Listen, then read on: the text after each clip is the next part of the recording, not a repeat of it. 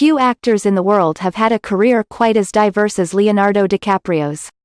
DiCaprio has gone from relatively humble beginnings, as a supporting cast member of the sitcom Growing Pains 1985, and low-budget horror movies, such as Critters 3 1991, to a major teenage heartthrob in the 1990s, as the hunky lead actor in movies such as Romeo plus Juliet 1996, and Titanic 1997, to then become a leading man in Hollywood blockbusters, made by internationally renowned directors such as Martin Scorsese and Christopher Nolan. Leonardo Wilhelm DiCaprio was born November 11, 1974 in Los Angeles, California, the only child of Ermeline DiCaprio, née in Den Birken, and former comic book artist George DiCaprio.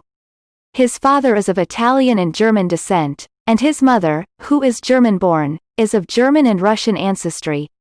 His middle name, Wilhelm, was his maternal grandfather's first name. Leonardo's father had achieved minor status as an artist and distributor of cult comic book titles, and was even depicted in several issues of American Splendor, the cult semi-autobiographical comic book series by the late Harvey Pekar, a friend of George's. Leonardo's performance skills became obvious to his parents early on, and after signing him up with a talent agent who wanted Leonardo to perform under the stage name, Lenny Williams, DiCaprio began appearing on a number of television commercials and educational programs. DiCaprio began attracting the attention of producers, who cast him in small roles in a number of television series, such as Roseanne 1988, and The New Lassie 1989, but it wasn't until 1991 that DiCaprio made his film debut in Critters 3 1991, a low-budget horror movie.